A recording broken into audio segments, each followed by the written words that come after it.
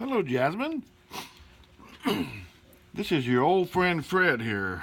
I'd like to maybe jumpstart you a little bit and get you working more with Sculpey clay. Your mom is showing me some stuff you're doing, and that's looks pretty cool. It's always fun to make things out of Sculpey. I hope you like your book. Um, I I sent it to you to get you some ideas on how to do some of the things with Sculpey clay.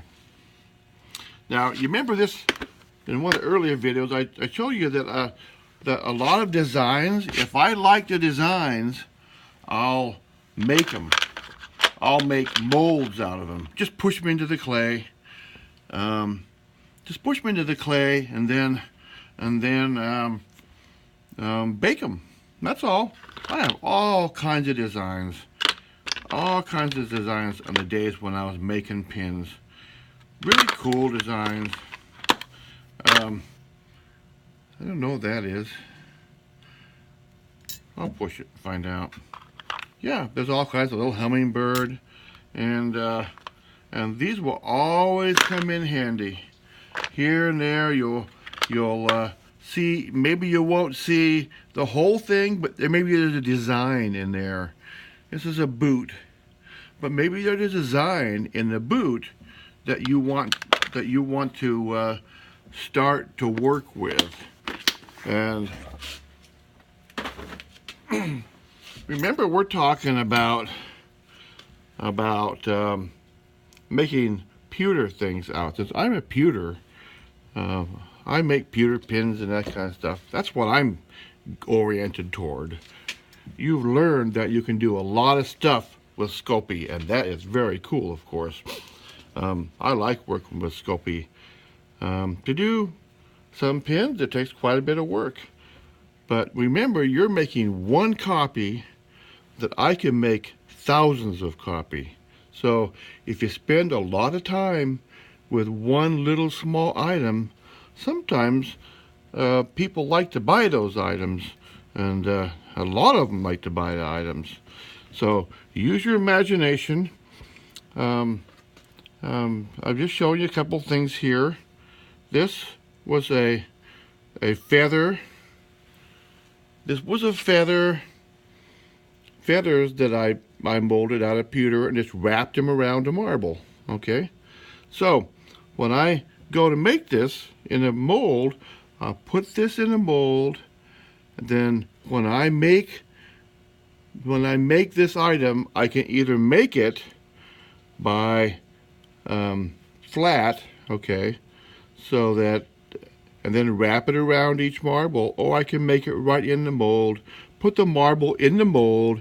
When I pour the pewter will go right around the marble.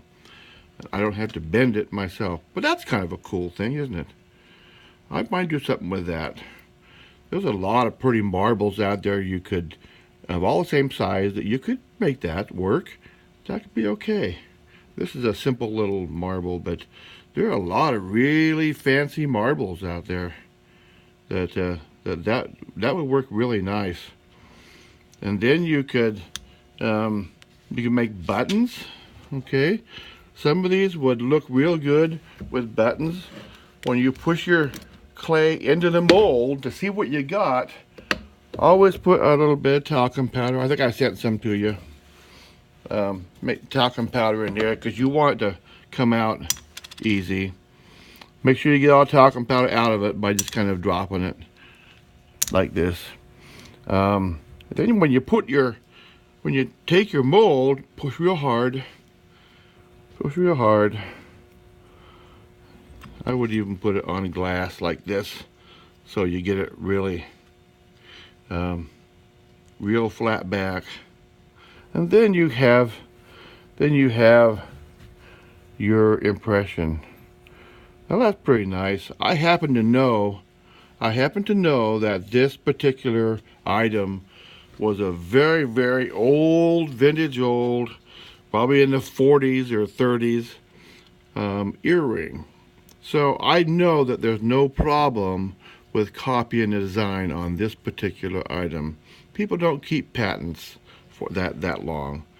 So I could copy it pretty safely. You could trim around it, okay, make a button.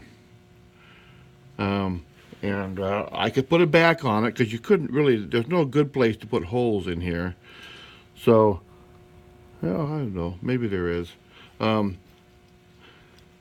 can make buttons. Buttons are cool, okay?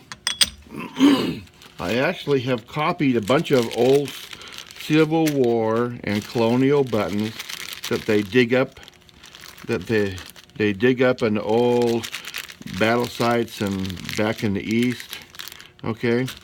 And even in Texas, you'll find people who are selling old buttons. These I can just copy. There's no patent on them, and I'll sell them as copies. I won't sell them as originals. I'll sell them as copies. There's a lot of buttons and things made out of pewter in the old days that it was very popular. Pins and buttons, and everything. So this here is a design that I took this design. This is also an old button, and then I just added a heart on here. Okay, and then that's a pin. That's a pin. This is actually made to put your glasses on, so that you can wear a pin that's useful. I made another one. This was pushed in a mold. Then I reformed. I made a new fin for it and everything. Changed it quite a bit. And when this pin is used, then people can put their sunglasses in here and hold it like this. Okay? So doing useful things is kind of cool too.